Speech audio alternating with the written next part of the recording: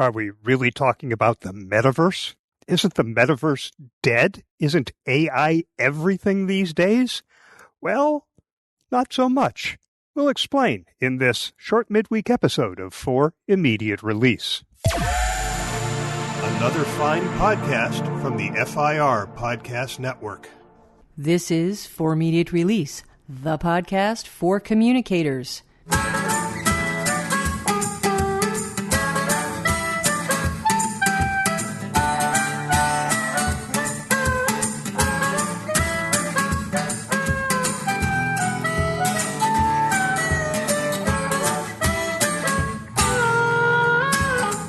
Hi everyone, and welcome to For Immediate Release. This is episode 427. I'm Neville Hobson. And I'm Shel Holtz. And if you've been listening to FIR for a few years, you know that we spent a fair amount of time a few years ago talking about the metaverse. I even did a presentation at the IABC World Conference on the metaverse. People don't talk about it very much because artificial intelligence has sucked all of the oxygen out of the room. It's also pretty much sucked all of the VC money out of the room.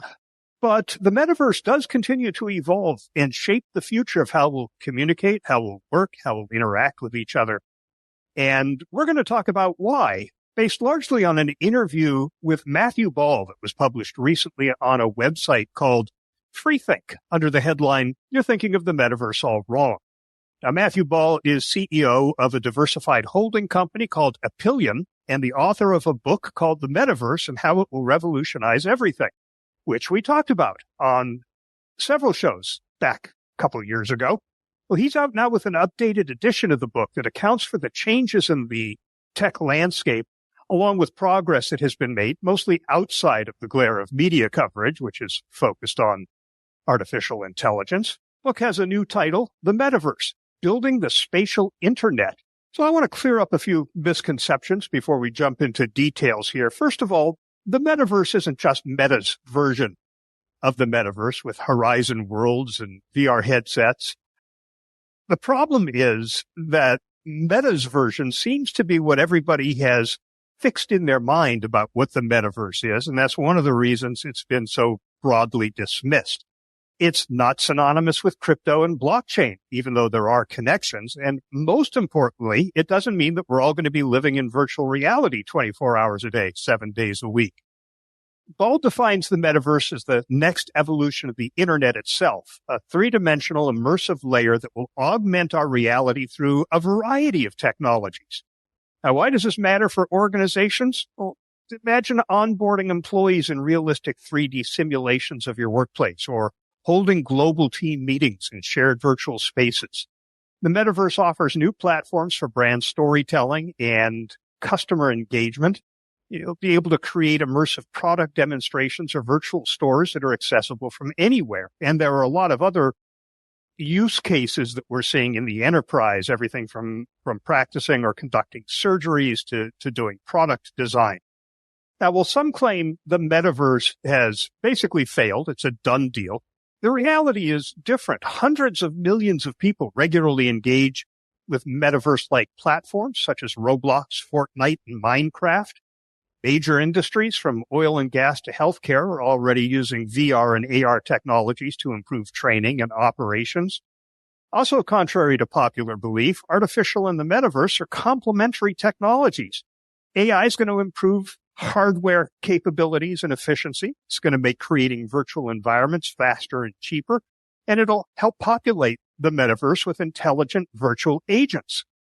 Now, while the term metaverse might fade, again, because everybody's sort of dialed into Mark Zuckerberg's vision of what that is, the concept of a spatial 3D internet isn't going anywhere. It's not a question of if, but when it becomes ubiquitous as mobile computing is today.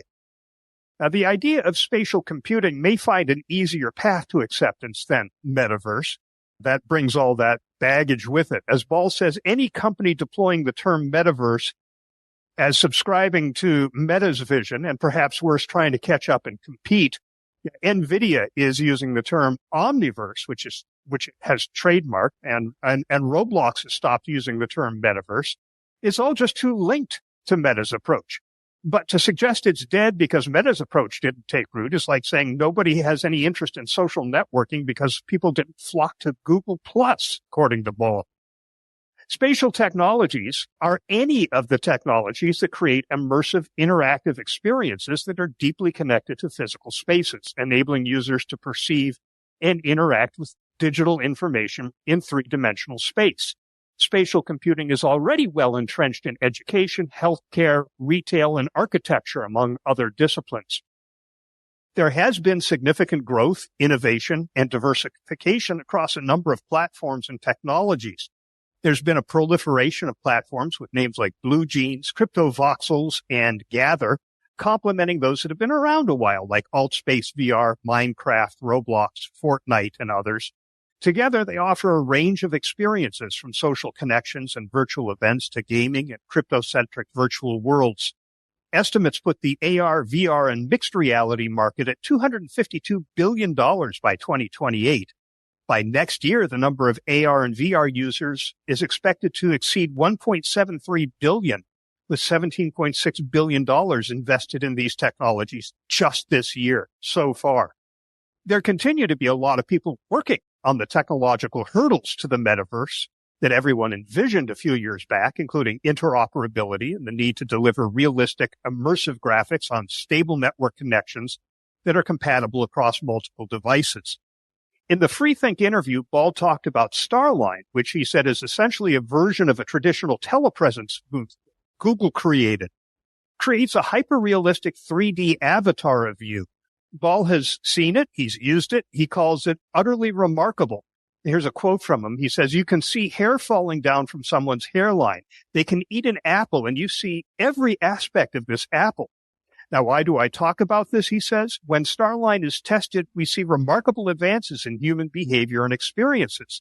There's a roughly 30% increase in nonverbal forms of communication, and we see a 20% increase in memory recall and up to a 40% increase in eye contact.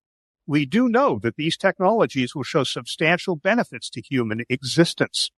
So for organizations shrugging off spatial computing because, Apple's headset didn't do well would be a mistake. The time is definitely coming when your employees, customers, and stakeholders will expect to engage with you in immersive 3D environments.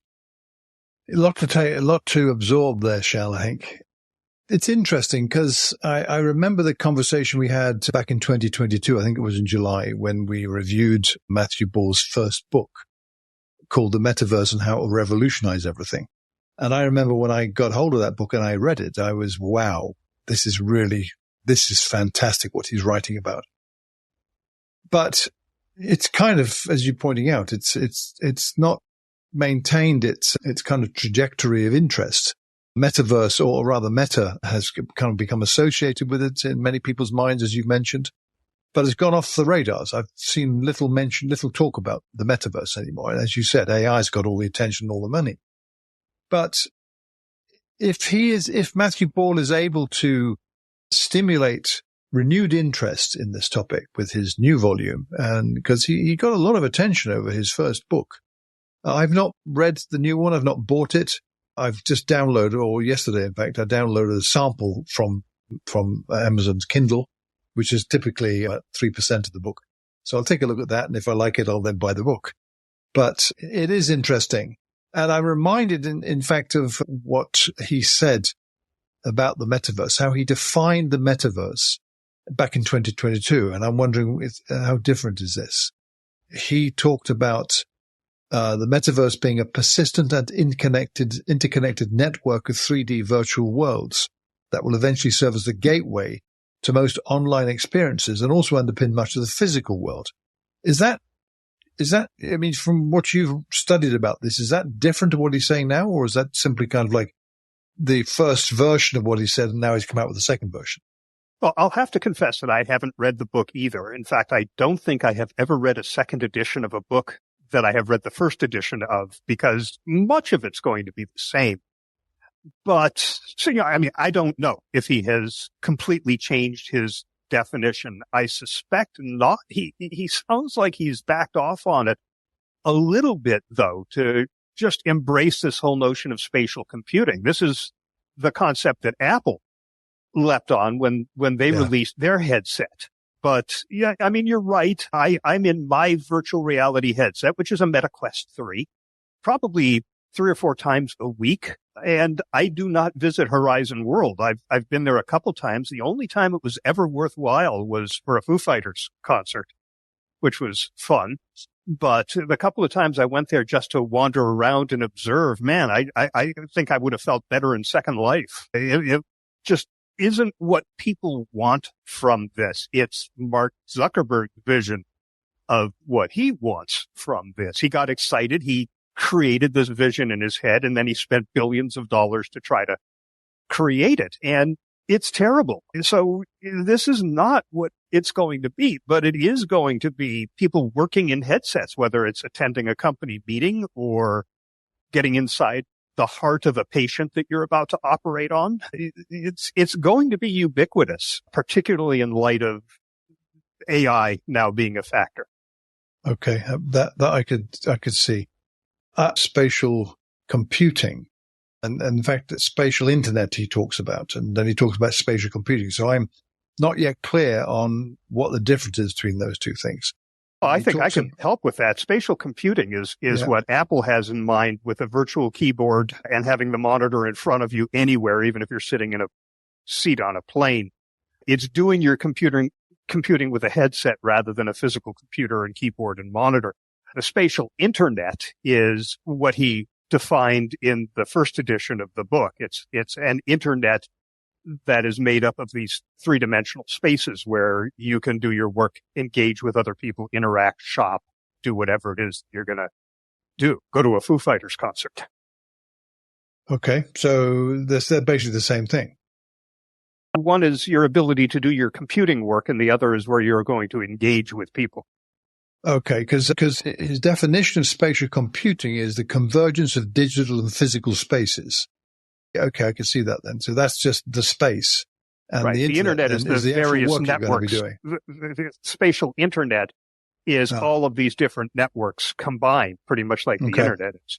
I think someone's going to have to come up and explain this even more simply than that to get people's imagination fired up on this, because I find it still pretty confusing, or not confusing, but not as clear as it ought to be able to understand it and grasp it well. But I think what he says, and listening to what you've been saying, is that it is the next stage from what he wrote about in 2022.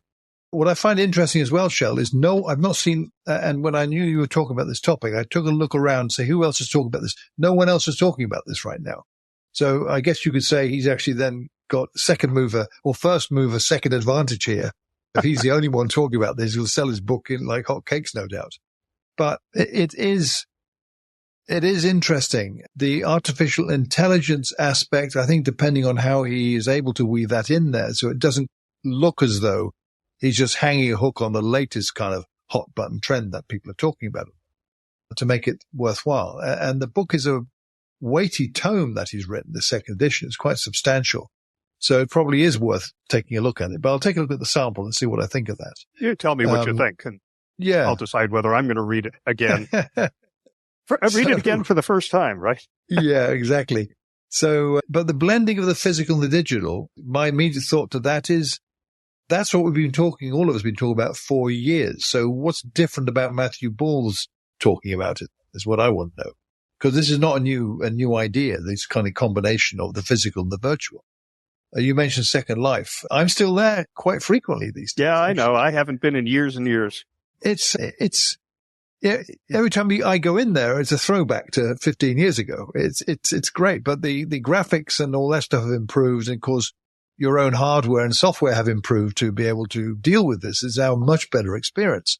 The huge thing that the developers wanted it to be. And I'm still not convinced that the time is now for this to really get attention and make big moves forward. I'm not sure it's the time for that still. Well, I don't think it needs attention. I think it's coming whether it gets attention or not. When you consider how many people are on the planet, and then realize that there are almost 2 billion people in what Matthew Ball defines as the metaverse anyway, Okay. You're just going to find it and use it. You probably won't even think of it as the metaverse, if that term survives at all. I mean, as I mentioned, they're calling it the omniverse. They're dropping the term metaverse. Doesn't mean what it is necessarily changing. They just don't want to be associated with the concept that everybody has sort of baked into their minds that Zuck put out there. So it's coming. There are people who are working there every day, not all day, of course, but if you put that headset on to work with your colleagues in other countries on the design of a new car or a new widget, that's where you are. You're in the metaverse. If you're dealing with digital twins, you're in the metaverse. So the more of this that becomes available that is going to be useful to people, the more they're going to jump into it without saying, hey, I'm in the metaverse. It's just how they're going to be using the internet. It's this enhancement, this additional layer that happens to be three-dimensional. And as more and more of it becomes available, people are going to spend more and more time in those spaces as their work or their... Back in 2022, when we reviewed Matthew Ball's original book, part of the conversation we had in the podcast episode was talking about Richard Kerris, who is, at that time, not sure where he is now, but he was a senior executive at NVIDIA at that time. He talked about, he made a kind of clarity statement on what is the metaverse. And this seems to me to be a precursor to what Matthew Ball is saying today, 2 years further on. According to Kerris, he said the metaverse is not a place, it's the network for the next version of the web. So that's pretty close to the spatial internet, it seems to me. So maybe the problem with this is all these different terms floating around that are connected with each other a bit. And it needs to settle down into something quite clear that does define this better than it currently is, it seems to me. Yeah, I think that's needed sorely. But the point for listeners is don't shrug this off just because it's not getting media attention. There's only so much space, even online, for all of the content that people are writing, and everybody is enamored of AI for good reason. And so they're not writing about this much. I still find things. I still share articles to my Metaverse magazine on Flipboard. Not as frequently as I used to because there's not as much, but it still pops up in my feeds. So, there are definitely people who are out there still working on it because there are practical applications for it that can make money. So it's coming. I think you need to be prepared for it. You need to be considering how this is going to affect your internal and external communications, your marketing efforts. I wouldn't be waiting for the metaverse, Neil Stephenson's vision from Snow Crash to arrive. As I say, it's largely available now in various forms, depending on what it is you're trying to do. So get up to speed and figure out if it's appropriate to dip your toes in. Sounds a good plan. I think I might dig out my copy of Ready Player One and take a look at it again. It's been a few years since I saw that. So it's a good movie. Yeah, I saw the movie a couple of times. I liked it a lot. I've never read the book. It's on my list. That's supposed to be excellent. Yeah. And that'll be a 30 for this episode of For Immediate Release.